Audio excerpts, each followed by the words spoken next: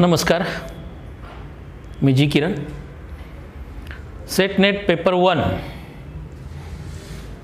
या मार्गदर्शन शिबिराच्या पार्ट 2 मध्ये तुमचं स्वागत. लॉजिकल अँड अनालिटिकल रिझनिंग, तर्कशुद्ध अनुमान आणि विश्लेषण क्षमता या प्रकारचे जे रिझनिंगचे क्वेश्चन असतात हे कशा पद्धतीने टॅकल करायचे, कशा पद्धतीने सोडवायचे, अप्रोच कसा असावा, क्विक अप्रोच कसा असावा, काय हे आपण पाहतोय. याच्यामध्ये बराचसा पार्ट आपण पार्ट 1 मध्ये बघितला, व्हिडिओ पार्ट 1 मध्ये. आता याच्या पुढचा पार्ट म्हणजे काय, तर लॉजिकल रिझनिंग मध्ये स्टेटमेंट अँड कन्क्लुजन आणि DI डाटा इंटरप्रिटेशन हे कशा पद्धतीने सोडवायचं, एका स्टेपमध्ये कशी उत्तर काढायची, ही या व्हिडिओमध्ये बघू. बघा, याच्यामध्ये पहिला क्वेश्चन, निष्कर्ष काढा. हा स्टेटमेंट आणि कन्क्लुजन याचा पार्ट आहे. विधान 1, सर्व गाढव कष्टाळू आहेत. विधान 2, काही कष्टाळू प्राणी मानव आहेत. निष्कर्ष 1, काही गाढव कष्टाळू आहेत. निष्कर्ष 2, काही गाढव मानव आहेत. ऑप्शन नंबर A फक्त 1 बरोबर. ऑप्शन नंबर B फक्त 2 बरोबर.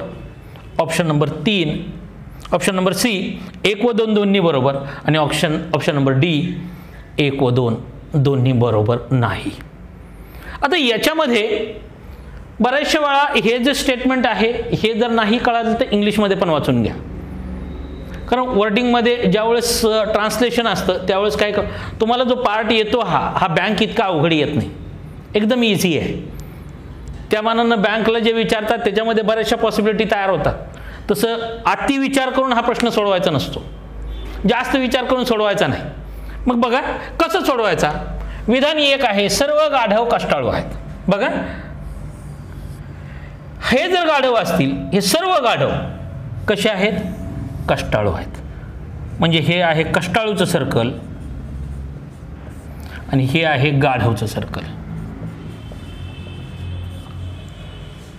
बरोबर. किंवा मी वरती घेतो, हे गाढवचं सर्कल इकडे लावतो, हे आहे गाढवचं सर्कल, बरोबर. त्यात काय म्हणतंय, काही कष्टाळू प्राणी मानव आहेत. काही कष्टाळू प्राणी, इथं हे मानव आले. ह्याच्या इतर पॉसिबिलिटी ही पडतात. आता हे आहे, याच्यावरून आपल्याला जज करायचं आहे. बघा, निष्कर्ष काय म्हणतो, काही गाढव कष्टाळू आहेत. काही गाढव कष्टाळू आहेत का, हे गाढव आहेत. कष्टाळू आहेत का, आहेत. म्हणजे 1 बरोबर. बघा, हे गाढव आहेत, हे कष्टाळू आहेत. कष्टाळूच्या सर्कलमध्ये गाढवचं सर्कल आहे. म्हणजे काही गाढव हे कष्टाळू आहेतच, म्हणजे सर्वच गाढव कष्टाळू आहेत. म्हणजे त्यांचं जे वर्डिंग आहे हे मात्र बरोबर येणार. असं ज्यावेळेस पण तुम्ही लॉजिकल रिझनिंग सोडवता, उलटा विचार नका करू, काही गाढव कष्टाळू आहेत मग काही गाढव कष्टाळू नाहीत ना, असा विचार करायचा नसतो. A = B म्हटलं ना तर A = Bच. उलट्या मार्गाने निघायचं नाही कधी शक्यतो. जे तुम्हाला जर घोडे हे गाढव आहेत म्हटलं तर घोडे गाढवच आहेत म्हणायचं, गाढव घोडे आहेत असं नाही म्हणायचं. त्याच्यामुळं एक आहे की ज्या पद्धतीनं तुम्हाला सांगितलंय ते तसंच प्रोसीड व्हायचं. काही गाढव कष्टाळू आहेत, काही गाढव कष्टाळू आहेत, 1 बरोबर आहे. दुसरा, काही गाढव मानव आहेत. हे मानवचं सर्कल आहे, हे गाढवाचं सर्कल आहे. इंटरसेक्ट होतं का नाही, याला होतंय. म्हणजे दुसरा पण बरोबर आहे. 1 व 2 दोन्ही बरोबर.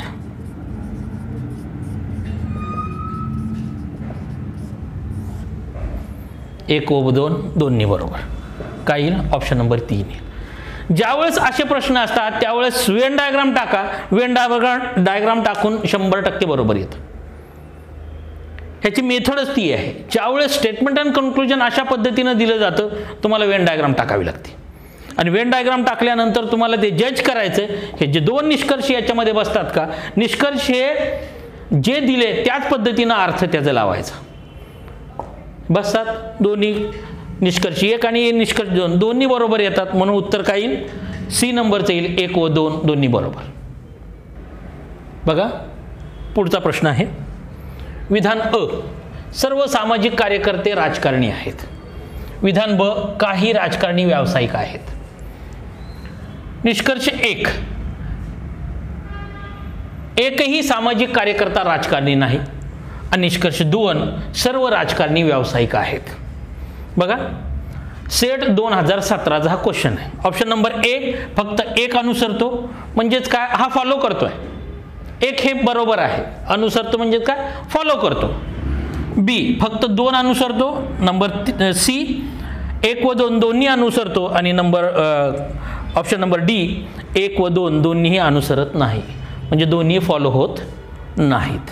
आता बघा याच्यामध्ये ज्यावेळेस पण आपण हा प्रश्न सोडवणार, कशी वेन डायग्राम टाकता येईल? सर्व सामाजिक कार्यकर्ते राजकारणी आहेत. हे सामाजिक कार्यकर्ते, हे राजकारणी.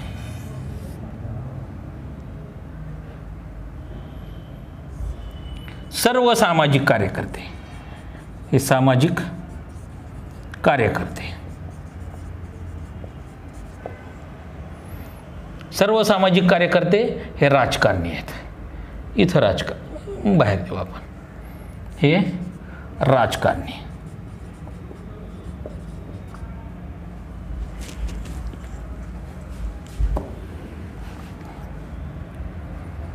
इथं लिहितो हे राजकारणी, हे राजकारणी. पुढं काय? काही राजकारणी व्यावसायिक आहेत. याला पण इंटरसेट होईल, व्यावसायिक आहेत.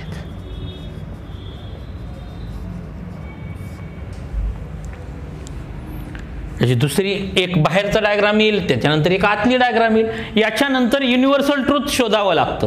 मी डायरेक्ट एकच डायग्राम काढून प्रूव्ह करतोय. बघा याच्यामध्ये काय म्हणतो आता तो? पहिला निष्कर्ष आणि दुसरा निष्कर्ष. निष्कर्ष 1 आणि 2. आता बघू आपण. पहिला, एकही सामाजिक कार्यकर्ता राजकारणी नाही. एकही सामाजिक कार्यकर्ता राजकारणी नाही. असं होईल का? नाही. तो काय म्हणतोय? सामाजिक कार्यकर्ते राजकारणी आहेत, म्हणून 1 चुकला. बरोबर, 1 चुकला. दुसरं काय आहे? सर्व राजकारणी व्यावसायिक आहेत. हे सर्व राजकारणी व्यावसायिक आहेत का? नाही. इथं काय सांगते? काही. काही वरून तुम्ही सर्वकडे नाही जाऊ शकत. सर्वकडून काहीकडे जाऊ शकता. सर्वकडून काहीकडे जाता येतं, पण काहीकडून सर्वकडे येता येत नाही. सर्व राजकारणी व्यावसायिक आहेत का? तर नाही. हेही गेलं आणि हेही गेलं. म्हणजे दोन्हीही निष्कर्ष सत्य होणार नाहीत. म्हणजे उत्तर काय येईल? 1 व 2 दोन्ही अनुसरत नाहीत. लक्षात येतंय? याला हे जे आहे हे पूर्ण विरोधाभास आहे, म्हणून 2 कॅन्सल झाला. आणि पहिल्यामध्ये काय म्हणतोय? तर पहिल्यामध्ये एकही सामाजिक कार्यकर्ता राजकारणी नाही म्हणतोय. हेही याला पूर्ण विसंगत आहे. दोन्ही फॉलो नाही होणार. 1 व 2 दोन्हीही अनुसरत नाहीत. लक्षात येतं? अशा पद्धतीने वेन डायग्राम टाकायची आणि हे फॉलो होतात का नाही हे शोधायचं. सोपं असतं, एवढं काय अवघड नाही, इझी आहे. म्हणजे तुम्हाला ज्या लेवलचा हा स्टेटमेंट अँड कन्क्लुजन दिलेलं राहतं हे खूप सोपं आहे इतर एक्झामच्या मानानं. इतर एक्झामला बरंचसं काय काय दिलं जातं. याच्यात तुम्हाला 2 स्टेटमेंट तर तिथे 3-4 स्टेटमेंट दिले जातात, तर मग विचारलं जातं. आणि तेही डायग्राम टाकताना 2-2, 3-3 डायग्राम टाकावं लागतात त्यांना. तुम्हाला फक्त एक डायग्राम टाका. इझी क्वेश्चन दिलेला आहे, त्याच्यामुळे तुम्हाला या पद्धतीनं सोडवता आलं पाहिजे. बघा हा पुढचा प्रश्न आहे. DIचा प्रश्न म्हणजे डेटा दिला तुम्हाला, त्याच्यावरून क्वेश्चनचं आन्सर तुम्हाला द्यायचं आहे. एका परीक्षेबाबत अहवाल पुढे दिलेला आहे. परीक्षेसाठी बसलेले एकूण उमेदवार किती आहेत? 1000 आहेत. पुरुष किती आहेत त्याच्यातले? तर 550 आहेत. पास झालेले किती आहेत? 700 आहेत. तर पास झालेल्या पुरुषांची संख्या यांची मर्यादा सांगितलं आहे. किती ते कितीपर्यंत असू शकतात पास झालेले हे विचारले. ऑप्शन नंबर ए 100 ते 250. ऑप्शन नंबर बी 250 ते 550. ऑप्शन नंबर सी 550 ते 700 आणि ऑप्शन नंबर डी 700 ते 1000. अशा पद्धतीनं क्वेश्चन विचारला आपल्याला. बघा क्वेश्चन सोपं आहे, फक्त आपल्याला विचार करता आला पाहिजे की कोणत्या पद्धतीनं जायचं. एकूण उमेदवार किती आहेत? 1000. पुरुष किती आहे? तो 550. मग स्त्रिया किती असतील? स्त्रिया बरोबर 1000 वजा 550 बरोबर 450. स्त्रिया किती झाल्या? 450 स्त्रिया झाल्या. आता तो विचारतोय काय की पास झालेल्या पुरुषांची संख्या किती आहे म्हणतो. विचार करू आपण, सगळ्याची सगळ्या म्हणजे कमीत कमी पुरुष कधी पास होतील? जर सगळ्याची सगळ्या स्त्रिया पास झाल्या तर. बरोबर, सगळ्याची सगळ्या स्त्रिया जर पास झाल्या तर कमीत कमी पुरुष पास होतील.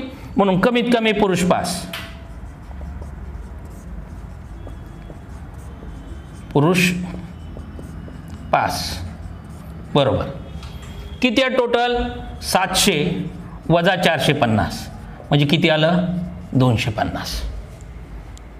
बरोबर, कमीत कमी पुरुष पास. आणि जास्तीत जास्त पुरुष पास कधी असतील?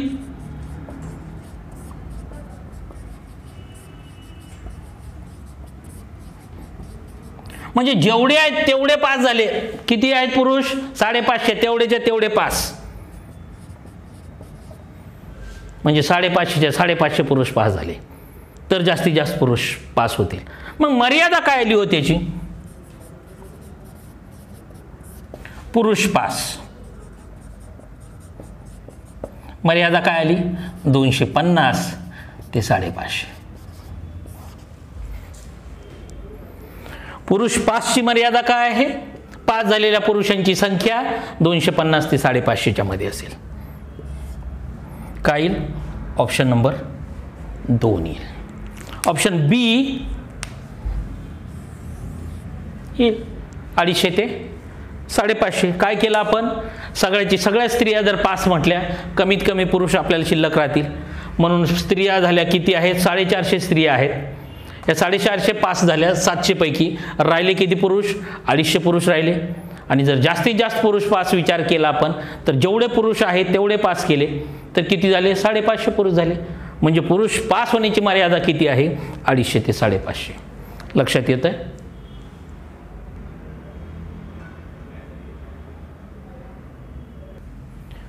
बघा हा पुढचा प्रश्न DIचा पाय चार्ट आहे. याच्यामध्ये सेक्शन दिलेत तुम्हाला. हे पर्सेंटेजमध्ये खर्च दिला आहे. पर्सेंटेजमध्ये खर्च देऊन हे डेटा दिलेला आहे. त्याच्या अनुषंगाने आपल्याला क्वेश्चन 1 आणि क्वेश्चन 2 हे 2 क्वेश्चनची उत्तर द्यायची. DIचा एकच चांगला बेनिफिट असतो, एक क्वेश्चन सॉल्व करताना आपल्याला 2 ते 3 क्वेश्चन सॉल्व करायला मिळतात. एकदा एक डेटा आपण व्यवस्थित ॲनालिसिस केला तर आपल्याला 2-3 क्वेश्चनचं उत्तर सॉल्व करता येतात. बघा खर्च आहे. छपाईवरती 35% झाला, अन्यवरती X% झाला, जाहिरातीवरती 20% झाला, मानधनवरती 15% झाला आणि कागदावरती 20% झाला. जर कागदाचा खर्च 16,000 रुपये असेल तर अन्य खर्चाची रक्कम काढा. ऑप्शन नंबर 1 16,000 रुपये, ऑप्शन नंबर 2 10,000 रुपये, ऑप्शन नंबर 3 8,000 रुपये आणि ऑप्शन नंबर 4 12,000 रुपये. असे 4 ऑप्शन आहेत. ए बी दिले, A C हे B आणि हे D तुमच्या पेपरमध्ये अशा पद्धतीने दिलं. बघा आता हे सोडवायचं. आपल्याला अन्य खर्च किती टक्के झालाय हो माहित आहे का? नाही. तो काय म्हणतोय? X%. मग तो काढून घ्यावा लागेल. अन्य आता टक्के आहे म्हणजे टोटल सर्कल काय रिप्रेझेंट करणार आहे? 100 रिप्रेझेंट करणार आहे. काय करेल? 100 रिप्रेझेंट टोटल 100% म्हणजे 100 मायनस अन्य खर्च X% बरोबर 100 वजा या इतर यांची सगळ्याची बेरीज काय काय होईल? 20 अधिक 15 अधिक 20 अधिक 35 बरोबर. 35 आणि 15 50, 50 आणि 20 आणि 20 40, 40 आणि 50 90. 100 मधून 90 गेलं किती आलं? 10% आलं. बरोबर आहे. म्हणजे अन्य खर्च किती झाला? 10% खर्च आहे. आपल्याला कागदाचा खर्च किती आहे? 16,000 आहे. कागदाचा खर्च किती आहे इथं? 20%. कागद 20% म्हणजे किती आहे? 16,000. तर अन्य किती आहे? 10% म्हणजे किती असेल? याच्या निम्मा असेल का नाही? 8,000 रुपये. काय आला? ऑप्शन नंबर सी आला. 20% म्हणजे 16%, तर 10% म्हणजे किती? 8,000. 16,000च्या निम्म. येतंय लक्षात? एकच स्टेप टाकायची आहे, फक्त एवढं काढणं गरजेचं आहे आपल्याला. अन्यचं पर्सेंट काढलं, 10% आलं. 20%ला जर 16,000 आहे तर 10%ला किती येईल? 8,000 येईल. लक्षात येतंय का? ऑप्शन नंबर सी बरोबर आहे. बघा, त्यातलाच पुढचा क्वेश्चन आहे. मानधनाच्या रकमेत 10% दराने कर कापला. टॅक्स.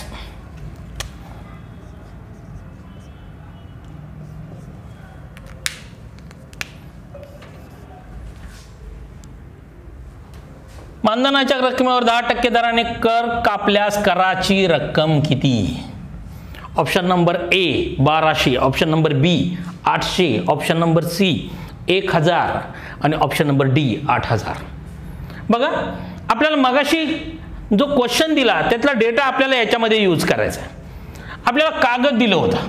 कागद किती होता? 20,000. किती होता? 16,000. बरोबर आहे. 20% 16,000. कागद 20% म्हणजे 16,000 आहे. बरोबर आहे. 20 म्हणजेच जर 16 असेल तर मानधन किती आहे? 15%. 15% म्हणजे किती असेल हो? 15/20 गुणिले 16,000. बरोबर. 3 4 4 चौक 16 12,000. किती आलं? मानधन किती आहे? 12,000. 12,000 रुपये. या 12,000 रुपयाच्या 10% कर आहे. 10% कर म्हणजे किती आला? 1200 आला. 12,000 गुणिले 10/100 1200 रुपये. हे गणित करायची गरज नाही, लगेच 1 शून्य कट करता आलं पाहिजे तुम्हाला. 12,000 1 शून्य कट केला 1200 रुपये. हे गणित करायची गरज नाही, हे फक्त तुम्हाला समजून देण्यासाठी लिहितोय. म्हणून 10% कर म्हणजे किती येईल? 1200 रुपये येईल.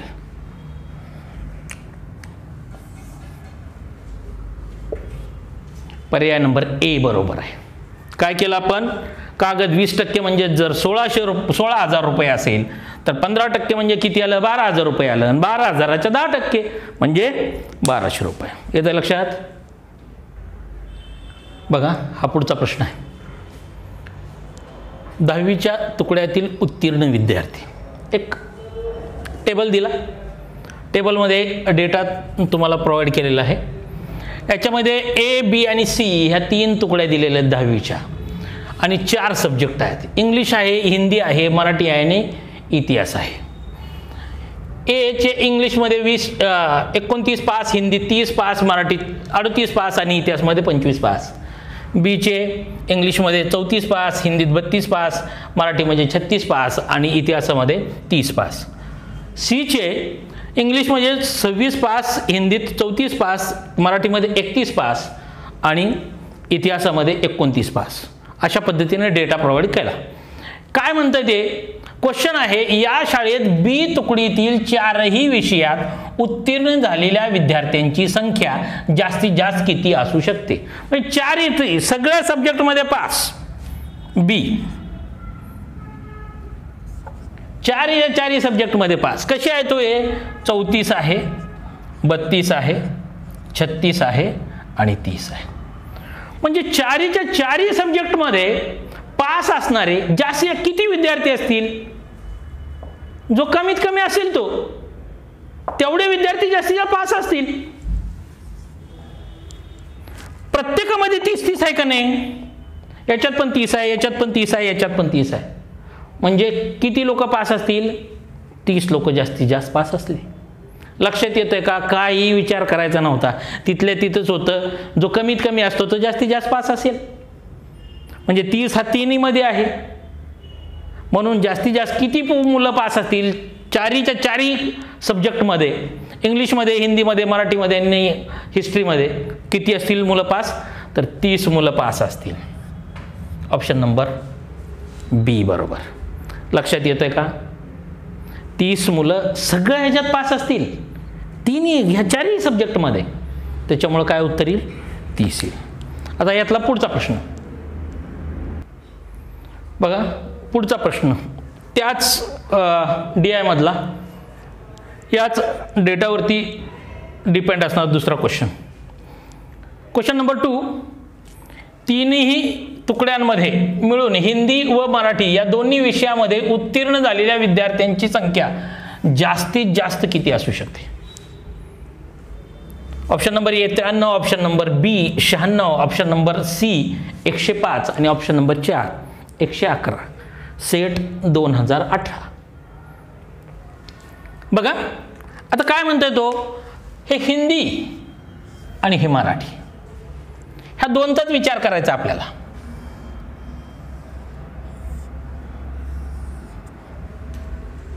जास्तीत जास्त पास झालेले बघा. आता जास्तीत जास्त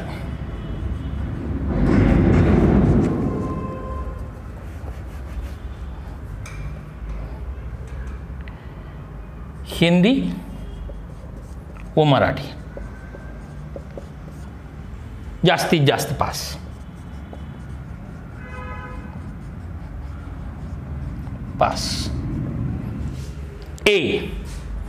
ए मध्ये किती असतील पहा. ए तुकडीत. आता ह्या दोघांमध्ये जास्तीत जास्त पास म्हणजे दोन्हीमध्ये जास्तीत जास्त पास पाहिजे. म्हणजे काय? ह्याच्यात पण तेवढे असायला पाहिजेत आणि ह्याच्यात पण तेवढे असायला पाहिजेत. म्हणजे काय उचलावं लागेल? छोटं उचलावं लागतं. किती असेल? 30. 30 ह्याच्यात पण आहे का नाही? आहे. ह्याच्यात पण 30 आहे का नाही? आहे. ह्याच्यात 38 आहे का हो? नाही, तेवढी मुलं नाहीत. म्हणून हे 30 इथं पण आहे, इथं पण 30 आहे. जास्तीत जास्त किती मुलं पास होतील? ए मध्ये 30 मुलं पास होतील. बरोबर. आता बी मध्ये इथं 32 आहे, इथं 36 आहे. म्हणजे जास्तीत जास्त इथं 32 आहे, 36 मध्ये पण 32 असतं का नाही? म्हणजे जास्तीत जास्त किती मुलं पास होतील? इथं 32 मुलं पास होतील. सी मध्ये हिंदीमध्ये 34 आहे, इथं किती आहे? 31 आहेत. म्हणून जास्तीत जास्त मुलं किती पास होतील? इथं 31 पास होतील. सी म्हणजे 31. किती आलं हे? 93 आलं. किती आलं? 93 आलं. तुम्हाला तिथल्या तिथंच हे करता आलं पाहिजे. जास्तीत जास्त किती? 30 पास होतील. जास्तीत जास्त किती पास होतील? 32 पास होतील. आणि जास्तीत जास्त किती पास होतील? 31 पास होतील.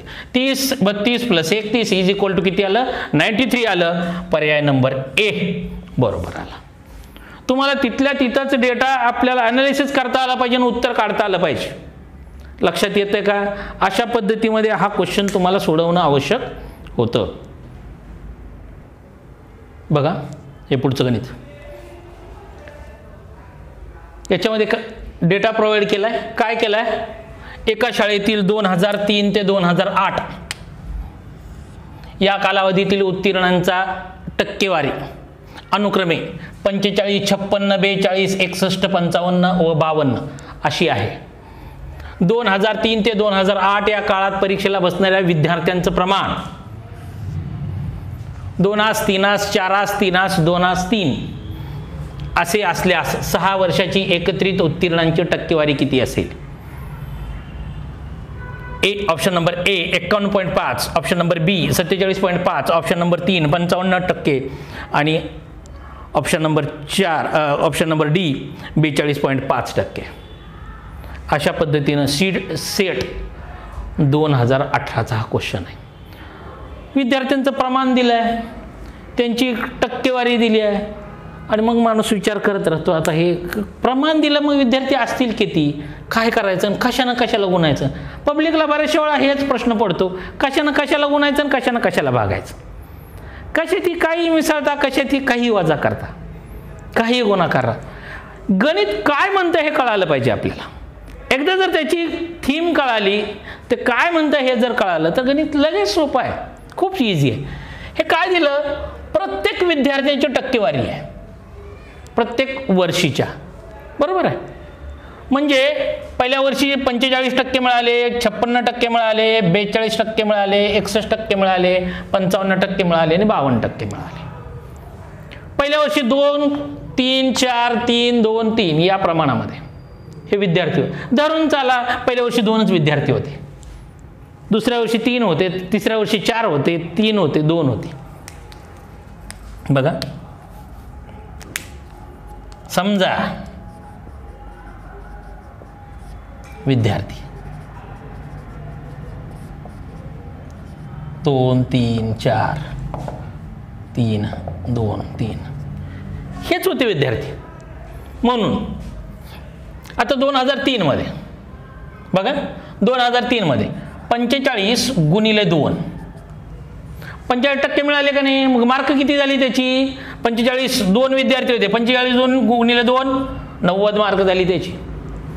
दुसऱ्या वर्षी 56 गुणिले किती विद्यार्थी आहेत, 3 आहेत, किती झालं, 6 18 आणि 5 15, बरोबर आहे, म्हणजे 168. तिसऱ्या वर्षी किती टक्के आहे, 42%. किती विद्यार्थी आहेत, तो 4 विद्यार्थी आहेत, 4 दुने 8 आणि 4 चौक 16, बरोबर. चौथ्या वर्षी किती विद्यार्थी आहेत, किती मार्क पडले, 61% पडले. किती विद्यार्थी आहेत, 3 आहेत, म्हणून 3 1 3, 6 18. आता 5व्या वर्षी 55% पडलेत. किती लोक आहेत, 2च लोक आहेत. 55 गुणिले 2 किती आलं, 110 आलं. आता 6व्या वर्षी 52% पडलेत. किती मुलं आहेत, 3च मुलं आहेत. 52 गुणिले 3 किती आलं, हे 3 2 6 आणि 5 15. 8 आणि 8 16, 16 आणि 3 19 आणि 6 25, 5 2, बरोबर. 5 2 7 आणि 1 8, 8 आणि 8 16, 16, 16 आणि 6 6 आणि 6 22, 22 आणि 28, 28 आणि 9 37, 7 3 1 2 3 4 5 आणि 3 8 किती आले, 875 आलं. हे 875 एवढी मार्क झाले त्याचे. किती मुलांची हो, किती मुलं आहेत, 2 अधिक 3 अधिक 4, 2 आणि 3 एकूण किती झाले, हे बघा, बेरीज करा. 2 आणि 3 5, 5 आणि 4 9, 9 आणि 3 12, 12 आणि 5 17, 17 मुले. किती झाले, 17 मुले झाले.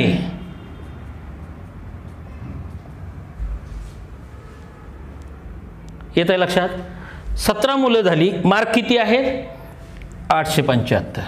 875 डिवायडेड बाय 17, 17 5 85, बरोबर. 2 त्याच्यावर 5 25 आलं, 17 1 17, 8 उरलं, बरोबर. त्याच्यावर घेतला 0, 80 झालं. 17 चौक 68, 12 उरलं, त्याच्यावर 0, 120 झालं. 17 7 19 असे एवढं टक्के, म्हणजे 51.47 हे म्हणजेच काय असतं, जवळजवळ 51.5% असतं. ऑप्शन नंबर ए. काय केलं आपण, विद्यार्थी तेवढेच मानले, जेवढे तुम्हाला प्रमाण दिलंय तेवढेच विद्यार्थी धरले आणि गुणून घेतलं आपण प्रत्येकाला कन्सर्न यानं, बेरीज केली, एवढी मार्क आले. हे काय आले, मार्क्स. किती विद्यार्थ्यांमध्ये, 17 विद्यार्थी आहेत, म्हणून 875 डिवायडेड बाय 17 किती आलं, 51.47, म्हणजे जवळजवळ 51.5 एवढे टक्के मार्क असतील. लक्षात येत आहे कशा पद्धतीनं सोडवलं हे बघा. अशा पद्धतीने हे सोडवायचं. बघा पुढचा क्वेश्चन. हा डेटा दिला तुम्हाला. राज्य आहेत, स्त्री पुरुष एकूण नोकरदार आहेत. याच्यानंतर पुरुष स्त्री नोकरदार यांचं प्रमाण दिलं आहे. एकूण नोकरदारांपैकी पदव्युत्तर नोकरदारांची टक्केवारी दिली आहे. बरोबर आहे. ए बी सी डी आणि ई अशी राज्य दिलेले आहेत. हा डेटा तुम्हाला प्रोव्हाइड केला आहे. आता या डेटावरून काय सांगितलं त्यांनी, ही जी माहिती आहे त्याच्यावरून तो काय विचारतो प्रश्न, तर डी या राज्यातील पुरुष नोकरदारांची संख्या किती. डी या राज्यातील option number 1 14,000, option number 2 6,000, option number 3 28,000 आणि ऑप्शन नंबर 4 20,000. सेट 2019चा हा प्रश्न आहे. विचारलं काय आपल्याला, डी पुरुष नोकरदार.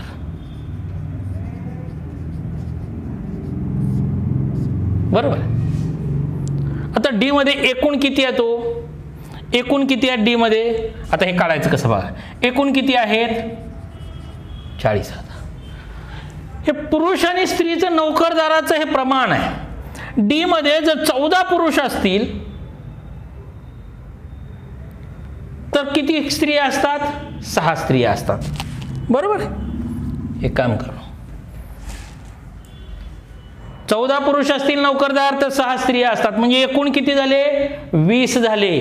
ह्या 20 पैकी पुरुष किती असतात, तो 14 असतात.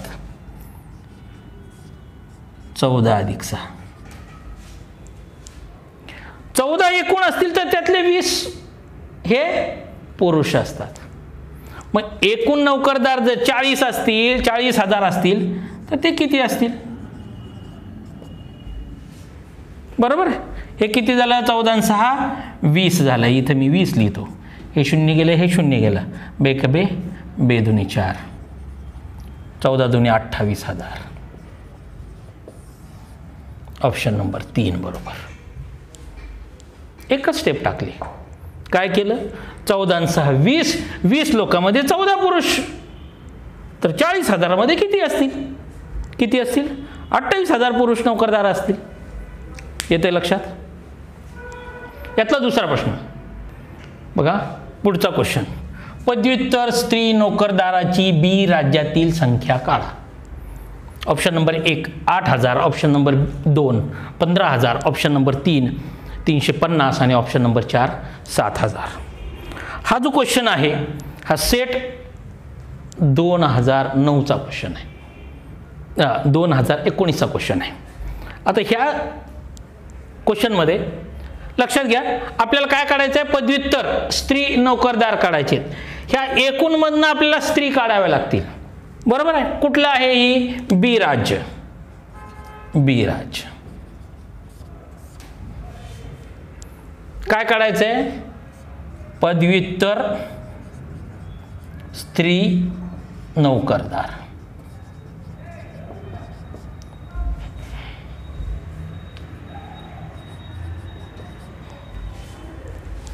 आता बघा, आता पहिल्यांदा स्त्रिया किती आहेत हे काढावं लागेल आपल्याला. किती आहे तो, बी 30,000 आहे. 30,000मध्ये 8 7 या प्रमाणात आहेत, म्हणजे 7 स्त्रिया असतील तर पुरुष किती असतात 8, म्हणजे 8 आणि 7 15. एकूण जर 15 लोक असतील, एकूण जर 15 लोक असतील त्यातल्या स्त्रिया किती असतात 7 असतात.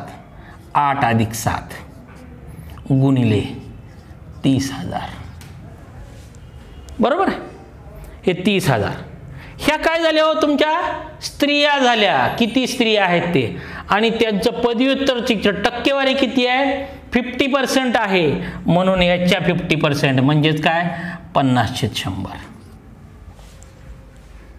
याच्या 50% लक्षात येते का. हे पहा, हे असं आहे, याच्या 50%, याच्या 50% म्हणजेच काय गुणिले 50/100. बरोबर आहे. मग हे 8 आणि 7 15 आहे, इथं 15 लिहून टाकतो मी.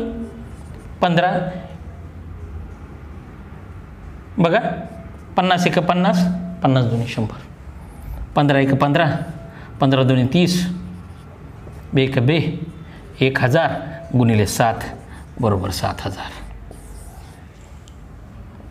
Option number 4. एकच स्टेप मांडली.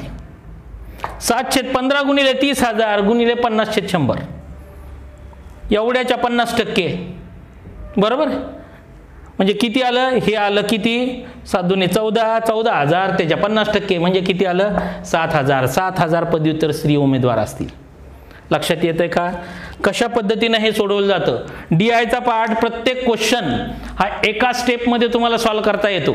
फक्त तुम्हाला हा डेटा समजला पाहिजे, कशा पद्धतीनं त्याचं स्टेप टाकायची आहे.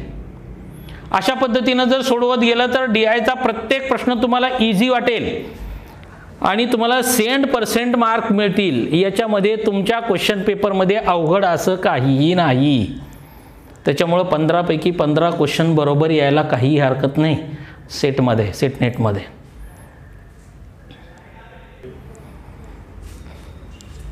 अशा पद्धतीनं हे सेटनेटवरचे क्वेश्चन तुम्ही सोडवा. जर काही प्रॉब्लेम असेल, पुस्तकं वाचताना कायम ऑथेंटिक बुक्स वाचा. सोपं सोपं वाचायच्या भानगडीत पडू नका. सोपं सोपं वाचून एका सर्टन लेवलपर्यंत माणूस जातो, त्याच्या पुढं जास्त मोठी उडी मारता येत नाही. ही यशाचं गमकच आहे की ज्यावेळेस जे पाठ इतरांना येत नाही तो तुम्हाला आला पाहिजे. इतरांना जे क्वेश्चन सोडवता येत नाही ते क्वेश्चन तुम्हाला सोडवता आले पाहिजेत, म्हणजे तुम्ही त्याच्यापेक्षा पुढे जाल.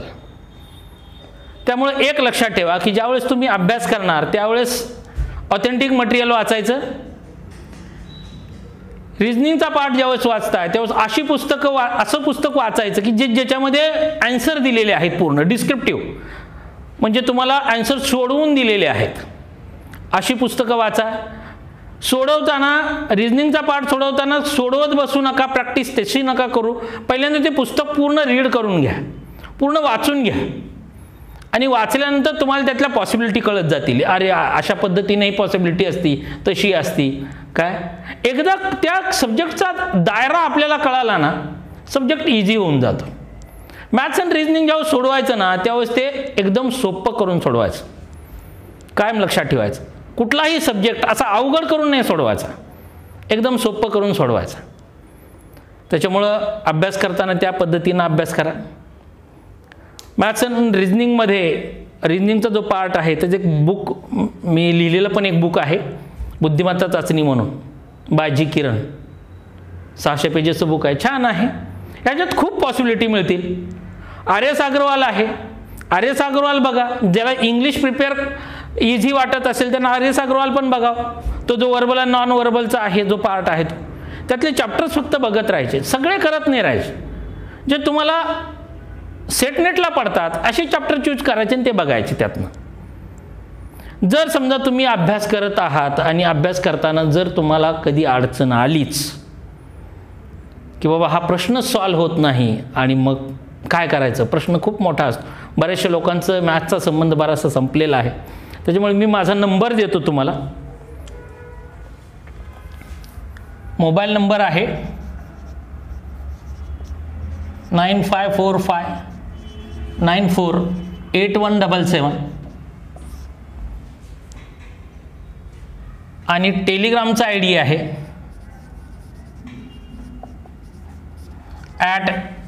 @gkiran999. हा टेलिग्रामचा ID आहे. शक्यतो टेलिग्रामवरती मेसेज करायचा. फोन शक्यतो रिसीव होत नाही जर ऑफिसमध्ये असेल तर. त्याच्यामुळं फोन करण्यापेक्षा, कारण शक्यतो फोन रिसीव होत नाहीत, फक्त नंबर दिला आहे तुम्हाला. याच्यामध्ये टेलिग्रामला तुम्ही त्याचा फोटो काढा आणि सेंड करा की सर हा क्वेश्चन मला येत नाही, मला तू समजून सांगा. तुम्हाला हे त्याचं उत्तर पाठवलं जाईल. पण ते क्वेश्चन पण त्या थोडा लेवलचा असावा, नाही तर घडी घडी उठला आपलं प्रत्येक प्रश्न पाठवत राहिले याला अर्थ नाही. येते लक्षात. अभ्यास करा. मॅथ्स अँड रिजनिंग खूप सोपं आहे. त्याच्यामुळं याच्यामधले 15चे 15 बीट तुमचे बरोबर आले पाहिजेत. ह्या सेमिनारच्या माध्यमातून बराचसं तुमचा 2017, 18 आणि 2019 ह्याचे जे क्वेश्चन आहेत, क्वेश्चन पेपरमधले क्वेश्चन आहेत, त्याचं ॲनालिसिस थोडं तुम्हाला हे बघता आलं. त्याच्यानुसार तुम्हाला अप्रोच हा डेव्हलप होणं आवश्यक आहे की कशा पद्धतीनं हे क्वेश्चन बघायचे, कसा अप्रोच असावा हे सांगण्याचा याच्यामध्ये आपण प्रयत्न केला. त्याच्यामुळं ज्यावेळेस तुम्ही पेपर ॲपियर व्हाल त्यावेळेस फुल कॉन्फिडन्सनं पेपरला ॲपियर व्हा आणि सक्सेस मिळवा. All the best.